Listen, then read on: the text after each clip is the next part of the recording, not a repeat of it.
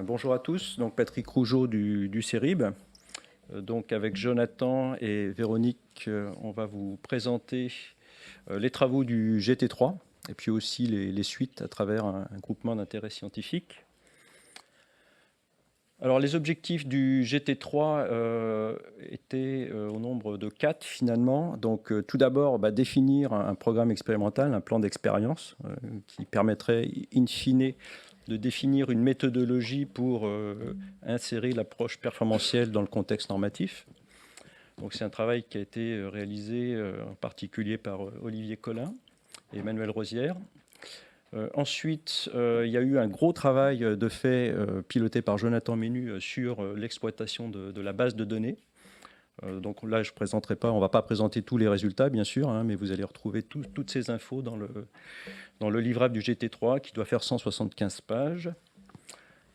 Et ensuite, donc, on s'est intéressé aussi à la variabilité spatiale et temporelle. Et ça, c'est un travail qui a été piloté par Sandrine Chanu. Et puis, on vous présentera en fin d'exposé donc, ce qui a été fait sur les corps d'épreuve de manière un petit peu analogue à ce qui a été fait par BHP 2000. Alors, au tout début des réunions du GT3, on était sur une quinzaine de bétons, ensuite 20 bétons. Et au fur et à mesure des réunions, 6 mois après, on s'est retrouvé avec 42 bétons. Alors, pourquoi 42 bétons ? Parce qu'on a souhaité faire une base de données qui correspond, disons, qui donne une vue assez exhaustive des bétons qui présentent un intérêt pour la filière béton, pour les utilisateurs aujourd'hui. Et on a aussi inséré donc, des bétons non conformes à la norme d'avant, la norme 206 d'avant, parce qu'aujourd'hui, finalement, ces bétons sont conformes à la norme qui est sortie il y a quelques jours. Et donc, on a essayé de balayer un panel assez large sur les constituants, hein, que ce soit les ciments, les granulats, les additions minérales. Donc, sur les 42 bétons, on retrouve bien tous les bétons de la norme 190, tous les ciments de la norme 197-1, et également donc, les 6 additions normalisées, donc les laitiers, métakaolin, cendres volantes, fumée de silice, addition siliceuse, addition calcaire. Alors, il y a un point important aussi, c'est que très souvent dans les travaux expérimentaux, il est quand même pas rare de négliger l'influence du granulat. Et une des originalités de la base de données Perdup, c'est qu'elle intègre 5 types de granulats qui ont des caractéristiques, des propriétés assez différentes, en particulier sur les absorptions d'eau. Et on verra que l'absorption d'eau des granulats, la porosité, a une influence sur les propriétés du béton. Et donc, il faut intégrer tous ces éléments-là si on veut faire une approche performantielle robuste. Donc, de manière à obtenir des données les plus comparables les unes aux autres, on a défini un peu comme dans le projet national Rossi-Béton, un guide de formulation, donc une méthodologie pour fabriquer, formuler les bétons.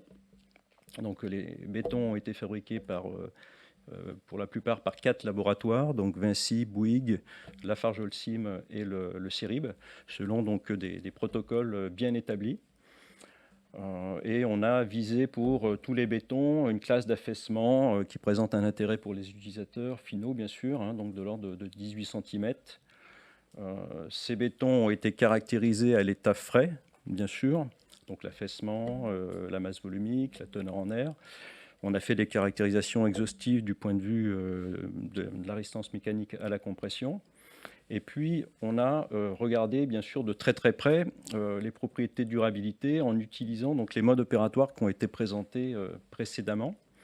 Alors, ce travail, il a été fait sur des bétons conservés donc, dans 2 types de cures. Donc, une cure humide. Donc c'est la cure qu'on retient dans le fascicule P18-480. C'est pour ça qu'on a fait toutes les caractérisations avec cette cure.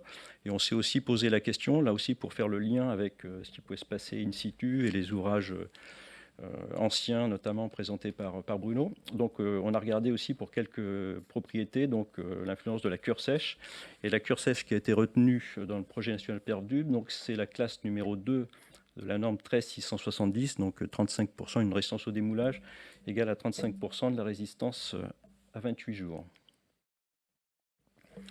Voilà, donc là, on a la nomenclature utilisée pour, disons, essayer de mémoriser un peu ces 42 bétons. Hein, donc le type de ciment, le rapport eau efficace sur l'ion équivalent, la quantité, la proportion d'addition minérale dans le liant et aussi la résistance à 28 jours. Alors, dans le livrable, on s'est aussi penché sur la question, ça rejoint aussi un peu la question qui a été posée tout à l'heure, l'influence de la teneur finalement en clinker dans le liant, parce qu'évidemment ça a de l'importance pour certaines propriétés, la carbonatation par exemple. Et on a distingué donc 3 types de béton, donc des bétons pour lesquels on a une teneur en clinker supérieure à 75%, ensuite une teneur beaucoup plus faible, inférieure à 60%, et puis une gamme intermédiaire. Donc ça c'est intéressant parce que ça permet aussi de faire le lien avec toutes les discussions qu'on a aujourd'hui dans le contexte normatif sur les bétons bas carbone.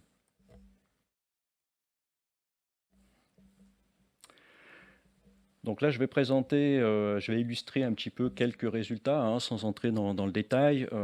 Là, par exemple, on a à l'écran donc une représentation des données sur la porosité accessible à l'eau et la résistivité électrique, avec un classement donc par résistance, par classe de résistance.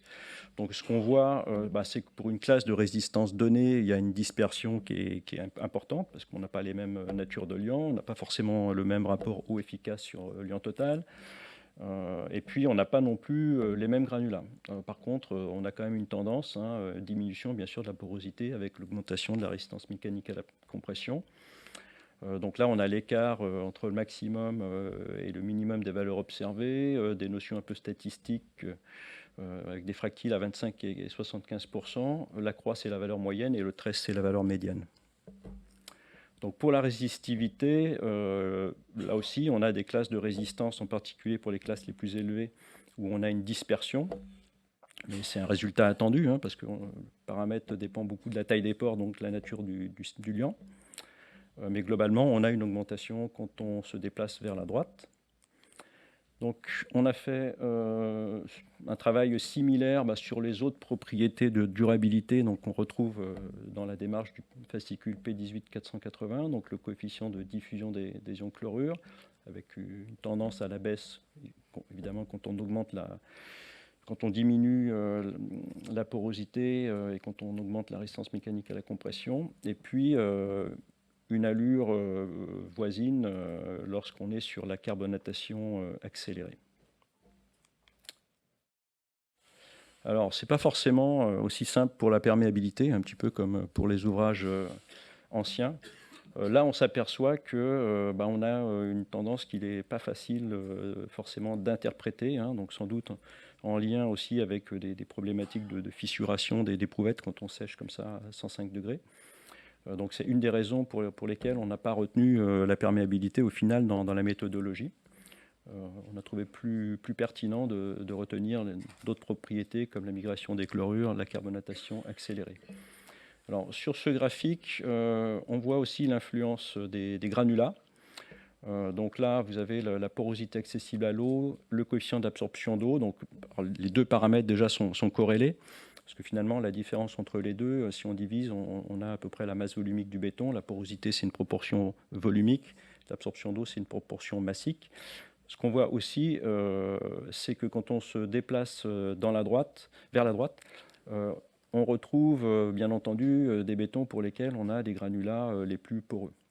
Donc ça montre l'intérêt de la porosité, ça met aussi en avant ses limites, parce que quand on a des granulats poreux, forcément, si on se contente de la porosité, on n'a qu'une information très partielle sur les propriétés de durabilité. Alors là, c'est un graphique qui fait le lien avec la présentation de Bruno. Donc on a porté en abscisse la vitesse de carbonatation accélérée et en ordonnée la carbonatation naturelle. Et ce qu'on voit, c'est qu'on retrouve un coefficient qui est de l'ordre de 3, donc très très proche du 2,7 observé tout à l'heure sur les ouvrages anciens, et assez proche aussi de la valeur théorique. Il y a un calcul qui a été fait par Philippe Lurcry qui donnait 2,5. Si on intègre les différences d'humidité relatives dans les essais, on est sur 2,75.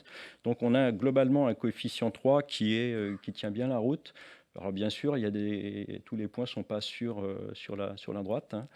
On voit aussi, on s'y attendait, que les ciments avec peu de clinker, beaucoup de clinker se carbonatent les moins vite. Alors, si vous êtes amené à utiliser ce type de relation, ce type de graphique, il ne faut pas oublier que les échelles ne sont pas les mêmes. Les unités. Ici, on a des millimètres par racine carrée du jour, et là, c'est des racines carrées par an. Donc, le coefficient 3, il n'est pas forcément immédiat. Voilà, et donc sur ce graphique-là, on a donc porté des résultats analogues pour s'intéresser à la différence entre la migration sous champ électrique et puis la diffusion naturelle. Bon, c'est des données qui permettent aussi de répondre à des questions. Ok, vous accélérez le mécanisme, forcément pour avoir un résultat plus rapidement, mais en accélérant, on dénature les choses. Donc du coup, de combien on dénature, c'est les phénomènes. Donc il faut avoir ce type de données. Ça rejoint aussi un petit peu la discussion qu'on avait sur, entre guillemets, la faiblesse des modes opératoires. Certes, les modes opératoires ne sont pas parfaits. Dans le monde du béton, il n'y en a pas de parfait. Même pour la résistance mécanique à la compression, on pourrait s'intéresser au lien entre finalement ce qu'on mesure tous les jours sur éprouvette puis la résistance vraie du béton dans les ouvrages. En durabilité, c'est un petit peu, on a affaire finalement au même type de problématique. Et ce qui fait du coup toute la robustesse de l'approche dans ce projet, c'est qu'on a d'un côté la base de données expérimentale, donc 42 bétons. Donc ça, c'est unique en France, mais unique aussi en Europe. Les Européens nous l'envient beaucoup. On a aussi le retour d'expérience, l'analyse qui a été présentée par Bruno. Et on a la modélisation. Donc en fait, au final, c'est les liens entre toutes ces données qui fait qu'on a une approche robuste. Je laisse la parole à Jonathan.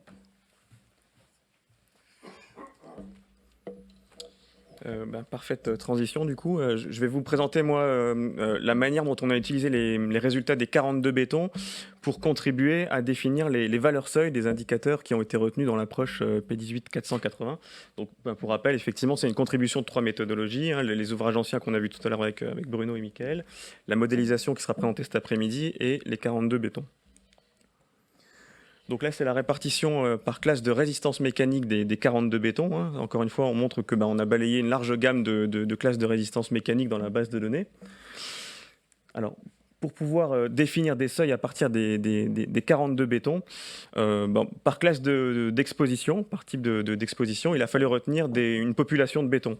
Alors le choix qui a été fait, c'est de retenir déjà une population de béton conforme à l'approche prescriptive de la norme 206, au tableau NAF de la norme 206.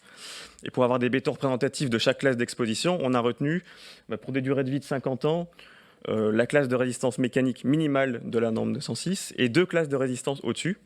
Et pour des durées de vie de 3 ans, la classe de résistance minimale et 3 classes de résistance supérieures. Donc si je fais un petit exemple avec la porosité, une classe d'exposition XC2, on a alors petit rectangle rouge qui devrait être un tout petit peu plus haut, mais une classe de résistance C20-25 minimale demandée.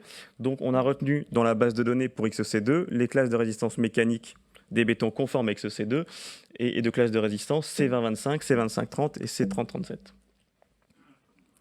Donc une fois qu'on a la population d'études, on a regardé pour différentes propriétés quelles étaient les étendues de valeurs mesurées sur des bétons, encore une fois conformes à l'approche prescriptive. Donc par exemple sur la porosité accessible à l'eau, on a regardé les valeurs minimales, maximales, l'étendue qu'on avait, et on a choisi de retenir par exemple une valeur moyenne qui correspond à 90% de l'étendue qu'on avait mesurée, ce qui nous laisse une petite marge de sécurité. On obtient du coup une valeur moyenne issue des résultats de la base de données. Et ensuite, pour intégrer la notion de variabilité, on l'a dit tout à l'heure et on le redira cet après-midi, les seuils sont basés sur des valeurs caractéristiques. Donc à partir de cette valeur moyenne, et en considérant une loi de distribution normale, qu'on a pu déterminer d'ailleurs dans différents types de projets précédents, les indicateurs suivent en général des lois de distribution normale, on peut du coup déterminer une valeur seuil avec un fractile de 90%. Donc voilà la méthodologie qui a été employée. Il reste un paramètre à déterminer, ou à utiliser, c'est le sigma. Donc comment déterminer finalement l'écart type ou le coefficient de variation sur ces propriétés. On a utilisé des études paramétriques, des études de variabilité temporelle et des études de variabilité in situ dont on ne va pas pouvoir présenter les résultats en détail là, mais qui sont très très bien définis dans les livrables.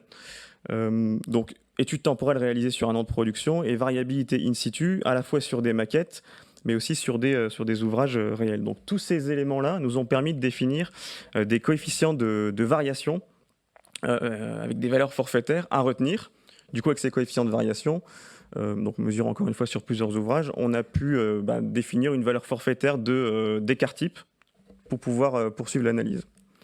Donc si je fais l'exemple jusqu'au bout avec la porosité accessible à l'eau, les classiques C3, C4, donc durée de vie de 50 ans, 12 bétons correspondants, conformes et de classe de résistance mécanique telle que définie précédemment. On prend la valeur moyenne à 90%, donc qui est de 17%. Et ensuite, on calcule la valeur caractéristique en ajoutant 1,28 fois l'écart type. L'écart type correspondant à la coefficient de variation de 6%. Du coup, on arrive à une valeur donnée. Donc, on a appliqué ça pour les différents indicateurs et essais de durabilité. Notamment la carbonatation accélérée et le coefficient de migration des ions chlorure. On ne va pas s'étendre sur les valeurs, mais ça a permis de donner une série de valeurs seuil issues de l'exploitation des 42 bétons. Voilà. Et cet après-midi, donc vous aurez les éléments sur la modélisation et finalement la concaténation, la contribution de chacune des trois méthodes qui ont donné ce qu'on a aujourd'hui dans le fascicule P18 480. On a parlé aussi un peu plus tôt dans la journée pour d'autres d'indicateurs de substitution. Donc évidemment pour les classes XC, la carbonatation accélérée a été retenue comme indicateur principal, comme essai principal. On a une deuxième option pour valider un béton par approche performantielle dans ces classes d'exposition, c'est la porosité. Alors il y a des travaux précédemment, je pense notamment à la thèse d'Emmanuel Rosière, et puis il y a eu des introductions dans d'autres documents de référence, le guide professionnel sur l'approche performantielle de 2010, qui a déjà introduit la notion de porosité sur volume de pâte. L'intérêt, c'est que le volume de pâte, enfin la pâte cimentaire, c'est un des endroits dans le béton où on retrouve la contribution à la porosité la plus importante. L'idée de normaliser par le volume de pâte permet de prendre en compte aussi les performances des bétons, des BAP, pour lesquels les volumes de pâte sont élevés. Donc il y a un intérêt à se concentrer sur cet indicateur. Alors j'ai représenté ici la vitesse de carbonatation accélérée mesurée à 90 jours en cure humide par rapport à la porosité à l'eau rapportée aux fractions volumiques de pâte. Donc difficile d'établir un lien direct de proportionnalité. Par contre, on se rend compte qu'on peut travailler sur une espèce de courbe enveloppe, de droite, qui permet d'envelopper l'ensemble et qui permet d'une manière sécuritaire de définir une valeur de porosité accessible à l'eau rapportée à la fraction volumique de pâte à ne pas dépasser si on veut avoir des bétons qui ne dépassent pas certains coefficients vitesse de carbonatation.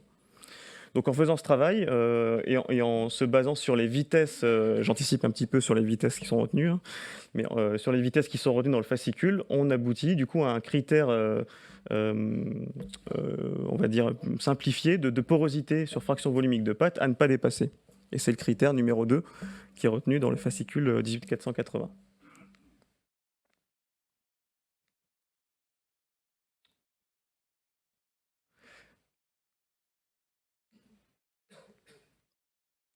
Je passe sur les animations. Et juste alors, pour faire le parallèle avec ce qu'on a aujourd'hui déjà dans le fascicule 65, donc ici, on a représenté donc, les vitesses de carbonatation et les seuils qui ont été retenus in fine avec les trois méthodologies. La porosité sur volume de pâte correspondant avec la méthode que je viens de vous citer. Pour information, dans la troisième colonne, on a les porosités accessibles à l'eau qui sont aujourd'hui utilisées en valeur seuil dans le fascicule 65. Et quand on fait le travail et une estimation avec une fraction volumique de pâte de 30%, on obtient des porosités de l'ordre de 12, 13,5, 15, 16,5, 18, 19,5. On peut faire le parallèle avec ce qu'on utilise aujourd'hui dans le fascicule 65 et on voit que pour certaines valeurs, certains niveaux de compacité, on est quand même assez proche de ce qu'on a aujourd'hui dans le fascicule 65. Donc, avant de laisser la parole à Véronique pour quelques mots sur les corps d'épreuves qui ont été fabriqués et les études de corrosion en laboratoire, finalement, ce qu'on peut retenir, c'est qu'il y a une campagne expérimentale sur un large panel de béton, 42 bétons représentatifs des applications industrielles dans 2 domaines, génie civil et bâtiment. On a pu clarifier des liens entre les paramètres de composition des bétons et leurs propriétés de durabilité. C'est une base de données qui fait référence en Europe aujourd'hui, 42 bétons, encore une fois, une composition très large, c'est assez inédit. On a pu mettre au point une méthodologie robuste pour quantifier les valeurs seuil de durabilité, en incluant la variabilité. Et c'est cette exploitation de la base, c'est une contribution majeure avec la modélisation, le retour d'expérience ouvrage ancien, pour déterminer les valeurs seuil du 18480.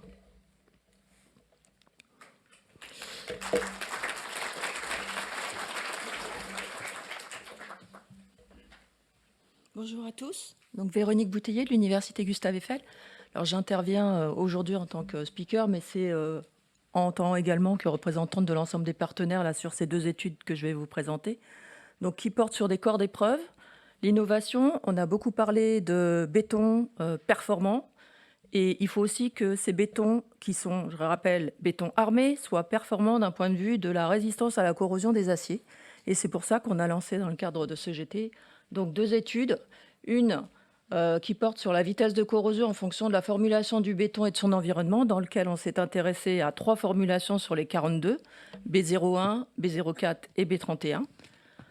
Pour rappel, il y a eu des précédents projets, donc l'ANR Applet, et notamment le groupe GT3, qui faisait appel à de la corrosion des aciers, et puis l'ANR Modévi également, sur lesquels on avait étudié les transferts dans les bétons, mais aussi les résistances à la corrosion des armatures.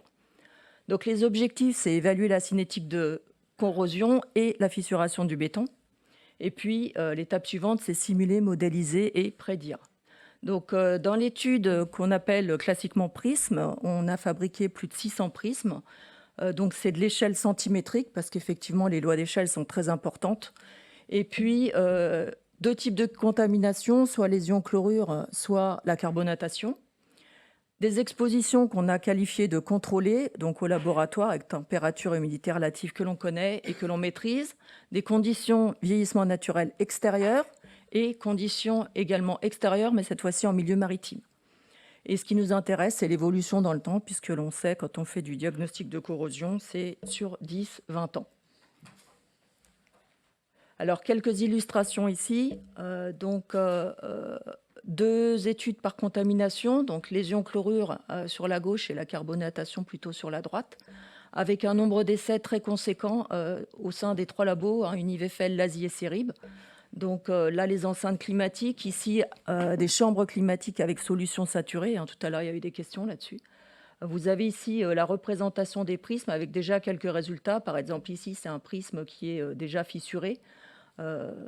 Ici, des densités de courant de corrosion en fonction des 3 formulations de béton. Donc en bleu, c'est B01, en rouge, c'est B04 et en vert, c'est B31.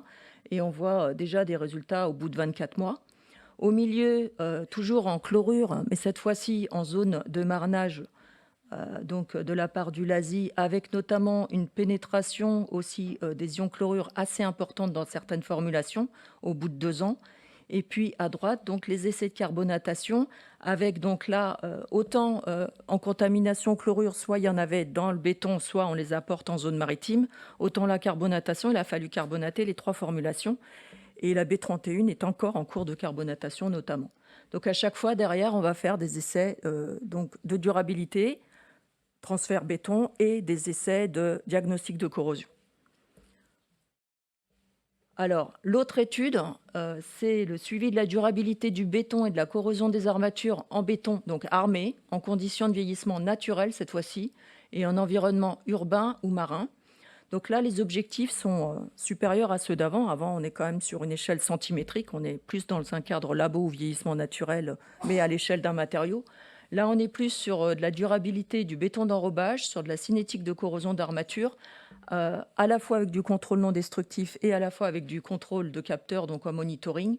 Et ce qu'on veut regarder aussi, c'est la fissuration induite du béton d'enrobage, parce qu'il y a certaines ouvertures de fissures maintenant qui rentrent dans les critères, et notamment au sein de la fibre. Ce qu'on souhaite, c'est améliorer les outils de diagnostic de corrosion des armatures avec des contrôles ponctuels, des contrôles en CND et du monitoring. Et puis, au niveau corps d'épreuve, donc là, on a 28 murs en béton armé. On a 11 formulations de béton qui ont été choisies parmi les 42 du PN. Et dans ces 11 formulations, évidemment, on a les 3 qui sont considérés pour les prismes, ce qui nous permettra de faire une analogie entre ce qu'on obtient au labo et ce qui se passe en conditions réelles. Et puis, il y a plusieurs types d'armatures, donc soit du rond lisse, parce que là, on maîtrise bien les surfaces d'un point de vue mesure électrochimique, mais également des hautes adhérences, puisque c'est ce qui est utilisé sur chantier. Et il y a 4 sites d'exposition, donc il y a 11 corps d'épreuves qui sont à Épernon, en XC4, il y a 11 corps d'épreuves qui sont à La Rochelle, environnement XS3, et puis il y a 3 corps d'épreuves instrumentés qui sont à Marne-la-Vallée, donc à l'Univ-Eiffel, et 3 corps d'épreuves instrumentés qui sont là en XS3E, donc à Echium à La Rochelle. Alors, quelques photos, mais ça va être rapide parce qu'il va y avoir un film qui va être projeté juste après.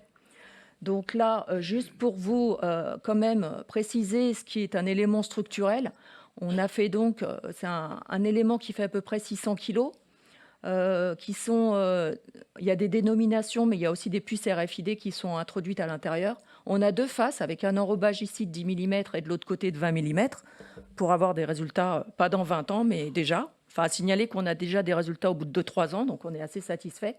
Ici, vous avez le site d'exposition du CERIB avec 11 plus 2 murs. Ici, le site en zone de marnage à La Rochelle, encore 11 plus 2 murs. Et puis là, vous avez les 3 corps d'épreuve, donc avec instrumentation, telle que vous pouvez la voir ici sur cette photo, ici à Marne-la-Vallée et ici avec Echium. Donc, typiquement aussi ici, un premier résultat sur les résistivités qu'on peut déterminer à l'aide de capteurs noyés, type multi-ring électrode, avec toujours les différences entre les B01, les B04 et les B31, et beaucoup de résultats à venir. Alors, juste un transparent de constat, des résultats donc, qui sont déjà très intéressants. On en a eu rapidement, on va dire, aussi bien sur les corps d'épreuve que les corrosions des prismes. C'est une vraie valeur ajoutée quand on regarde l'analyse combinée durabilité du béton d'enrobage et durabilité, je dirais, résistance à la corrosion des aciers. Et on insiste particulièrement là-dessus, d'autant avec les nouvelles formulations bas carbone. C'est vraiment quelque chose qu'il va falloir étudier de près. Et puis on a du coup certains résultats qui sont très intéressants, mais aussi qui posent déjà question, dans le sens, est-ce que les nouvelles formules qu'on est en train d'étudier répondent à la question, et aussi est-ce que finalement, est-ce que les connaissances que nous avons en diagnostic de corrosion et qui s'appuient essentiellement sur des bases Portland peuvent également être utilisées pour les autres types de liants. Et enfin, donc, nécessité d'organiser et de coordonner ces actions sur une vingtaine d'années pour continuer le suivi, donc avec une approche combinée, durabilité des bétons et résistance à la corrosion des aciers. Donc là, proposition de GIS EOS et de financement type share. Et je vais redonner la parole à Jonathan. Merci. Effectivement, donc, du coup, pour conclure, en 1 minute, pour être pile dans le timing, il y a une nécessité effectivement de coordonner ces travaux puisqu'on est sur une échelle de temps importante. Donc l'idée avec les principaux partenaires qui étaient impliqués sur ces actions longues qu'a cité Véronique, c'est finalement de monter un groupement d'intérêt scientifique, donc EOS pour son petit nom, et de pouvoir coordonner et suivre sur l'échelle de temps qui va bien l'ensemble des travaux. On a déjà des premiers résultats sur les enrobages les plus faibles, mais des enrobages plutôt représentatifs de ce qu'on se fait aujourd'hui. Donc voilà, on espère qu'on aura encore de quoi travailler sur les 20 prochaines années. Et on profite aussi finalement, en créant ce GIS, d'en faire une plateforme d'échange et d'investiguer un peu plus, on va dire, de thématiques qu'uniquement les corps d'épreuve. C'est par exemple l'influence de la cure sur les bétons avec des forts taux de substitution en addition minérale. C'est le passage des essais accélérés en laboratoire à ce qu'on peut mesurer sur site avec d'autres techniques. C'est pour répondre aussi à l'interrogation de Sandrine tout à l'heure, je la vois pas là, elle a dû s'absenter, mais c'est voilà comment est-ce que les modes opératoires sont aujourd'hui utilisés pour les bétons traditionnels, peuvent être utilisés pour les bétons beaucoup plus spécifiques avec des constituants alternatifs ou avec des forts taux d'addition minérale. Donc c'est ces questions-là qu'on se pose et qu'on a décidé d'intégrer dans ce groupement d'intérêt scientifique avec différents types d'actions. Alors je parlais des corps d'épreuve, c'est le principal. Il faut les coordonner, mais il faut aussi forcément le budget pour pouvoir réaliser les travaux. Donc ça va être aussi une des tâches qui vont être réalisées avec des possibilités de montage de chaires industrielles qu'on est en train d'étudier et qu'en particulier Véronique est en train d'étudier. Donc voilà pour la suite des travaux et la coordination des travaux. On était à peu près dans les temps, je crois. Merci.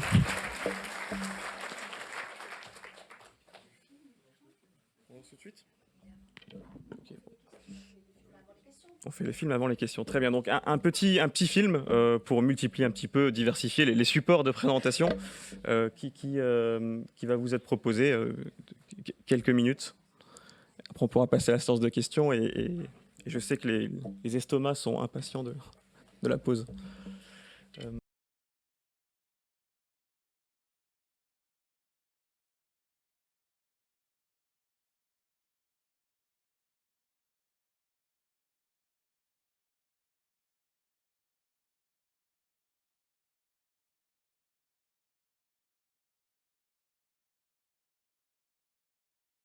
PervDub a été lancé en 2015, il rassemble 52 partenaires pour un budget d'environ 3,8 millions d'euros. L'objectif étant de définir une méthodologie de justification de la durabilité des ouvrages en béton armé par des essais de laboratoire, ce qu'on appelle couramment l'approche performantielle. La finalité de la réalisation des blocs qui vont vous être décrits par mes collègues est le suivi dans le temps, puisqu'avec le béton, on est dans une échelle de durabilité de 50 ans à 100 ans. Donc le suivi de l'évolution du vieillissement de ces blocs et de la corrosion des armatures, considérant qu'il faut à la fois s'intéresser au transfert dans le matériau, à la pénétration des agents agressifs, mais aussi à la vitesse à laquelle les armatures vont pouvoir se corroder.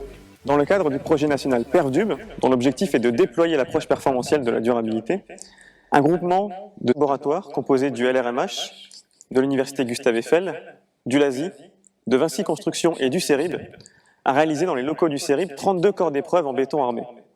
Ces corps d'épreuve sont ensuite positionnés sur des sites de vieillissement naturel afin de pouvoir suivre sur plus d'une vingtaine d'années l'évolution des propriétés physico-chimiques des bétons, que ce soit en phase d'initiation de la corrosion ou en phase de propagation de la corrosion. Le suivi de la corrosion sera réalisé par deux approches.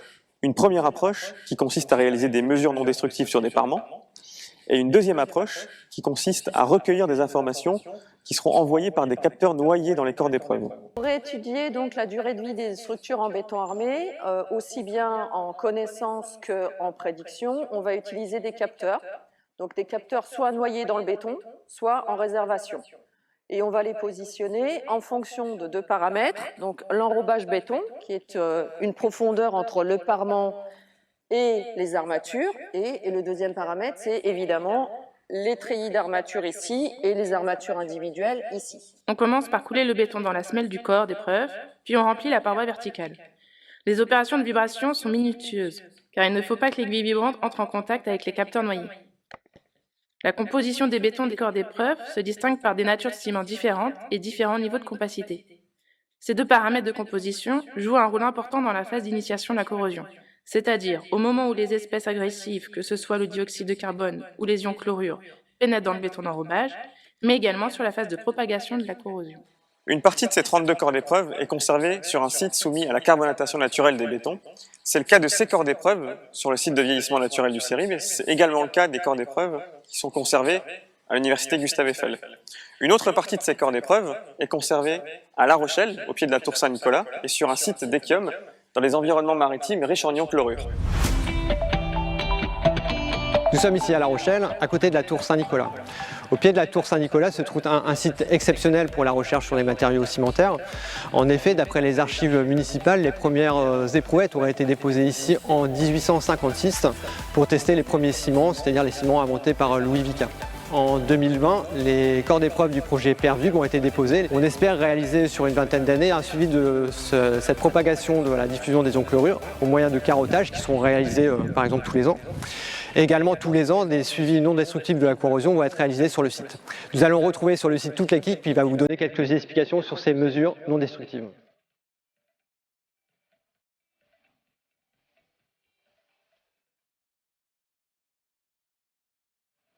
Alors l'ensemble de ces mesures sont des mesures usuelles pour du diagnostic de corrosion sur site. Dans le cadre du PN PervDub, nous allons les réaliser dans des points particuliers, l'idée étant de suivre l'arrivée et l'évolution de la corrosion sur les 4 armatures qui ont été insérées dans chacun de ces murs, avec donc des formules différentes. Donc l'idée, c'est de voir la résistance, finalement la durabilité face à la corrosion de l'ensemble de ces nouvelles formules de béton.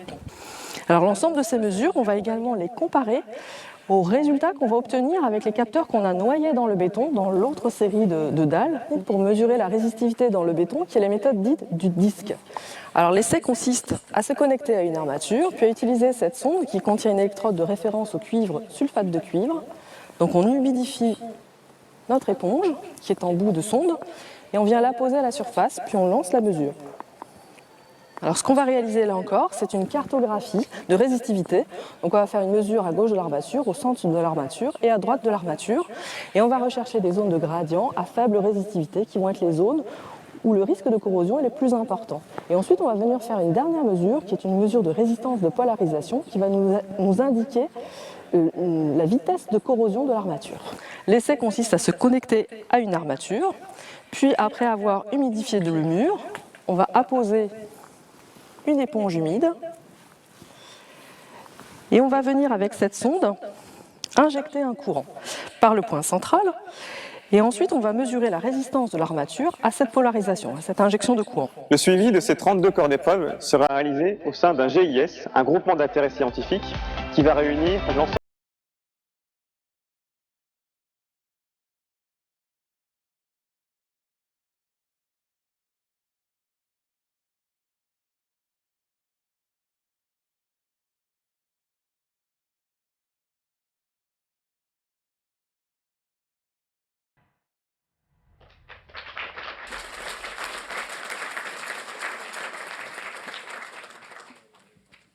Merci pour ce film. Est-ce qu'il y a des questions aux présentateurs de... Bonjour, Vincent Mouy, Tractable Cogné-Bélier. Une toute petite question dans les différentes formulations. Est-ce que vous avez essayé de faire varier le Dmax des granulats, par exemple, ou de faire varier aussi la classe du béton entre du S4, j'ai compris que c'était que du S4, mais oui, c'est ça. Il n'y a eu que du S4, sauf un béton qui était un BAP, un béton autoplaçant. Et pour le Dmax des granulats, globalement, il était le même pour tous les bétons de mémoire. Donc on était sur à peu près 20 mm.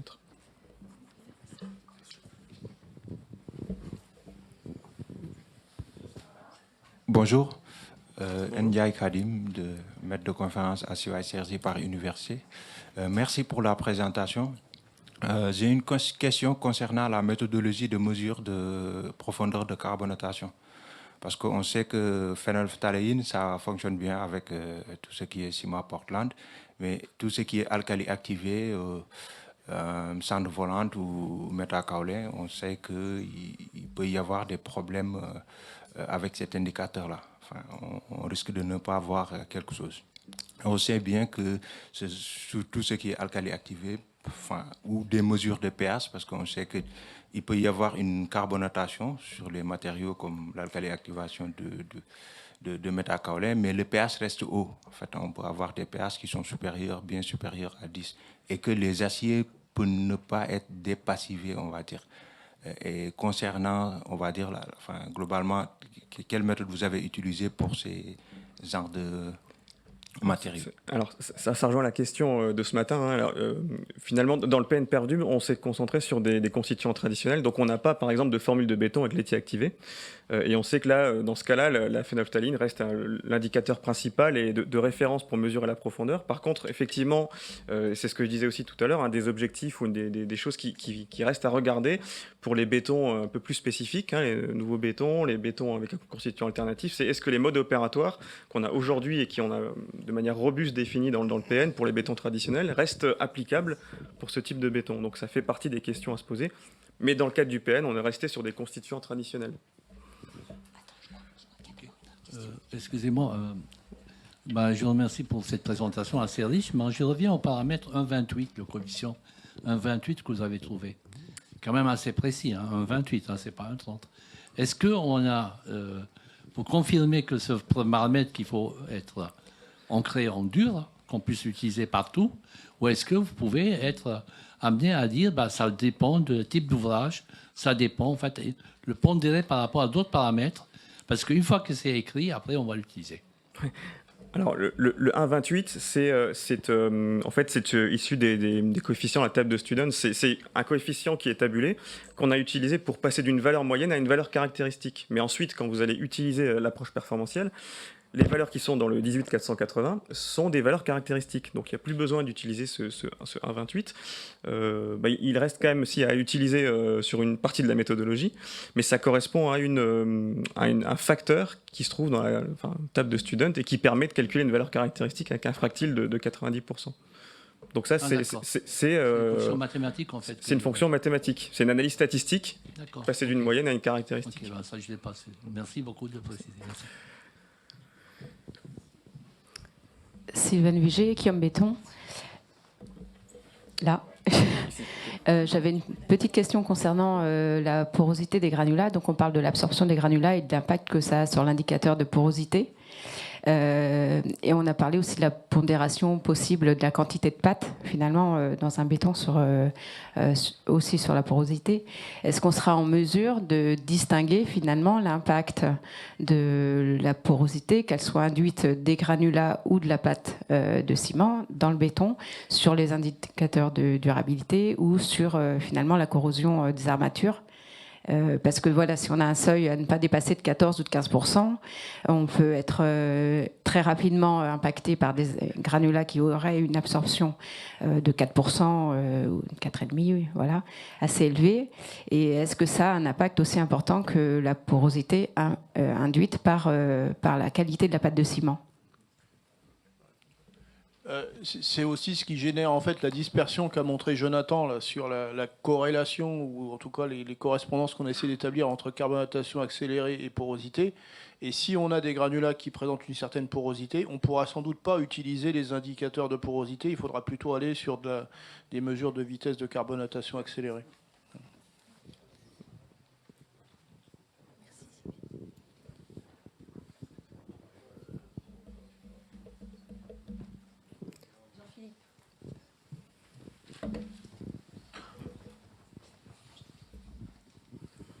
Jean-Philippe Bigas-Criso. Alors, finalement, moi, ce n'est pas une question, c'est plutôt une remarque.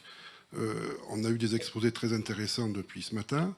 Et je vais parler, finalement, une revendication au nom des adjuvantiers du syndicat national pour vous signaler quand même, puisque je crois qu'on n'a pas été cité du tout, que pour faire des bétons durables, on a quand même nous, des actions qui sont fortes. Et comme je sais que vous nous appréciez beaucoup, je me permets d'intervenir. Et pour vous dire que nous sommes quand même un des acteurs de la durabilité du béton et qu'il ne faudrait pas trop nous oublier. Merci. Je crois qu'en fait, François en a parlé ce matin quand il a parlé justement de... Ah, mais c'est François.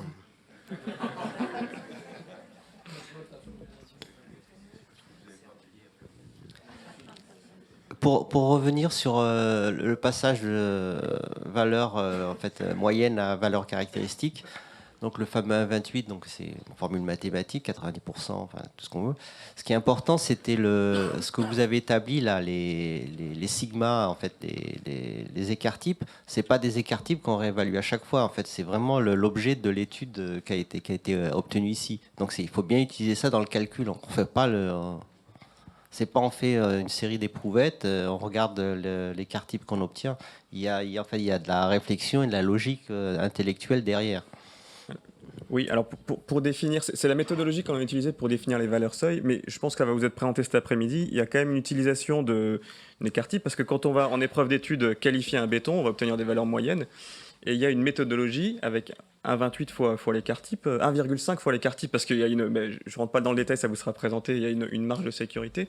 Il y a une notion d'écart-type à utiliser, qui est l'écart-type prévisionnel par le producteur de béton, pour passer de la valeur moyenne à la valeur caractéristique, avec, dans le fascicule, un tableau de valeur minimale à considérer. Voilà. Mais ça va vous être... On pourra rentrer dans le détail cet après-midi, je pense, avec la présentation dédiée sur le 18480.